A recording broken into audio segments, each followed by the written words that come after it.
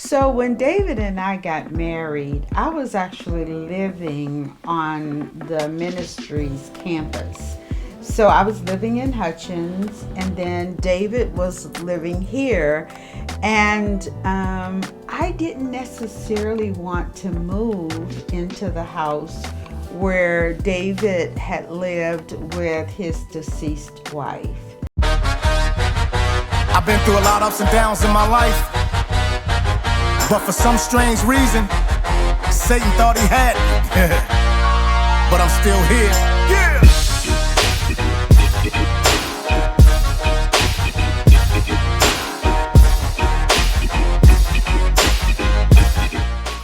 I have noticed that she is always there for me, and she loves me and feels like she has no other thing but to be with me every day. And because yes, I'm not kidding that we are together just about every day that we have been together. And so that has really taken a toll.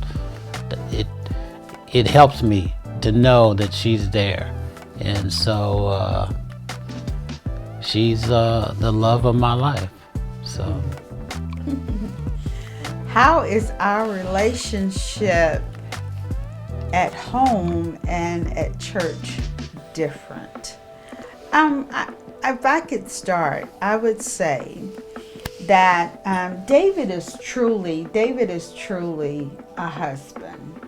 And he takes care of business. You know, I tell people, even though he's had 2 strokes, he still pays the bills. He washes clothes. He does the dishes. He can cook, you know.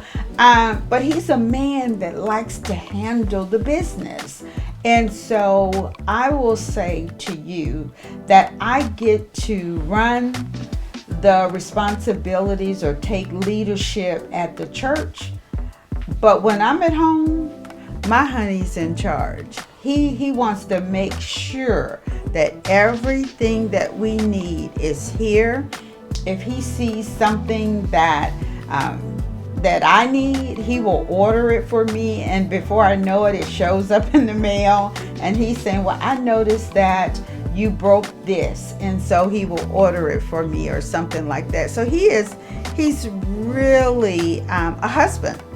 I always say, if you want to know the definition of husband, look at David. Don't look in the dictionary. Look at David.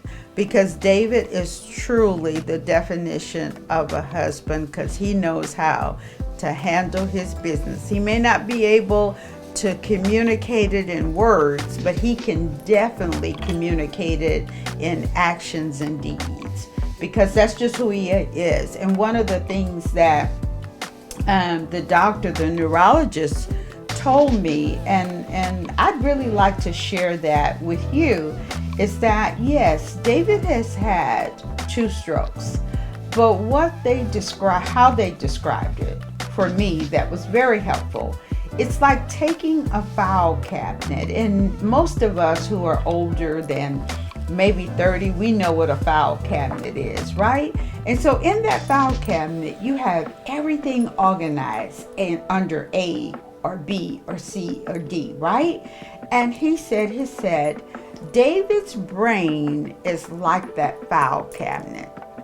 He said, if you take that file cabinet and you just turn it upside down and everything falls out on the floor, everything is still there, it's just not organized, okay?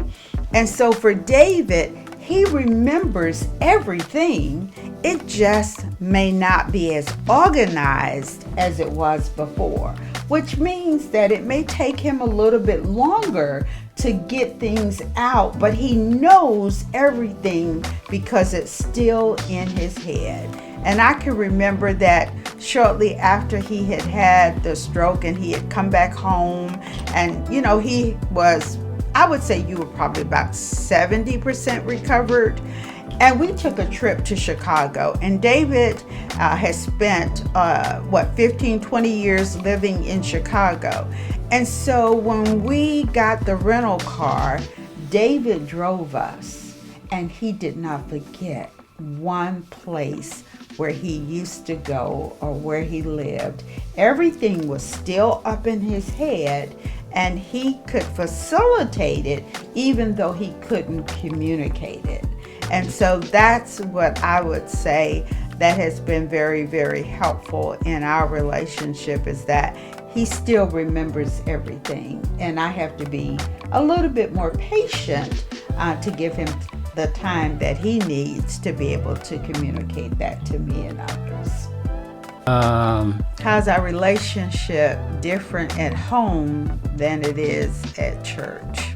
You know, to me, it's the same. It's all, I can go down to Hutchins, I can go be there at Hutchins and come here, and it's all the same. If I need you, you're here. If you need me, you're here.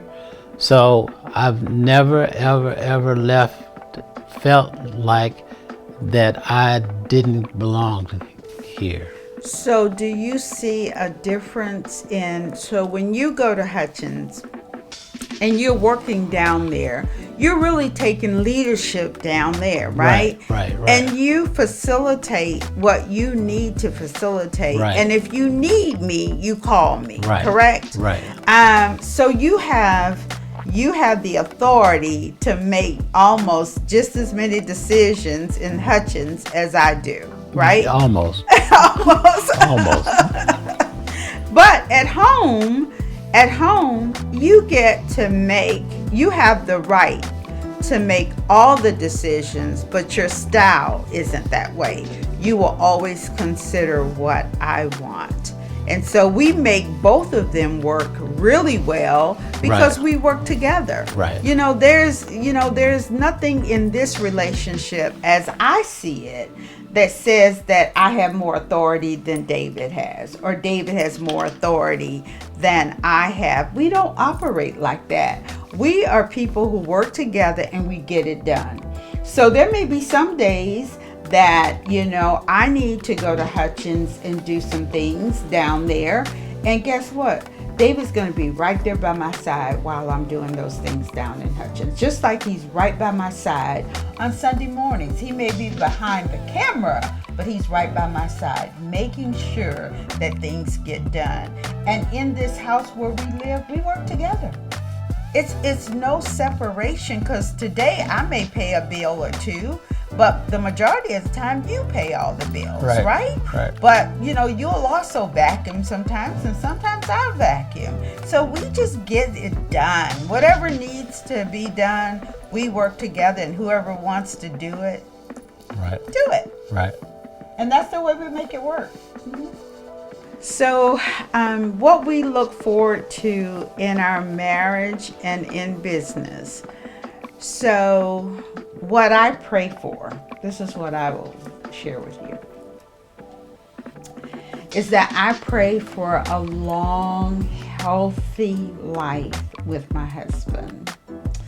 I want us to live a long time together. I want us to enjoy our life. We love to travel. We are very active. We have friends that we get together with, that we play cards, we travel with them, we go out to dinner, we go dancing. So there's a lot of things that we enjoy doing. And a lot of people will say, you all are so active. And I'll be wanting to say, well, why shouldn't we be? I mean, I may be 65 and David may be 71, but we're still young. And we still have a long life ahead of us. And we just want to be two healthy people that are enjoying each other for as long as we can. As it relates to business, I would really say that I'm in the succession planning stage. I am trying to fill those positions that will ensure that the work that we have started will continue. But in terms of me wanting to be at the office every day, and I don't know that I still want to do that. But do I want to still speak and coach people? Yes, I absolutely, because that's in me. I don't really see that as a job. That's a part of my passion, is to be able to help people to discover how great and awesome they are, and to help people to go through the challenges that they face in this world that we're living in today. So I will do that until my dying day, I believe. But in terms of being that CEO in the office every day, I don't know that that's what we want. I think we want to spend more time enjoying life and enjoying each other. How about you? What do you think? I stopped working eight years ago, and I have enjoyed it, and love it to death, and thank you for helping me to be right here with you. So you don't want to work hard for another 10 years, right? Never again. Never. We just want to live life, right? But we're balancing it. Right, you know, we have to have time with each other, good quality time with each other, and also we continue the work that God has called us to do. And for that, I'm grateful. Right. All right.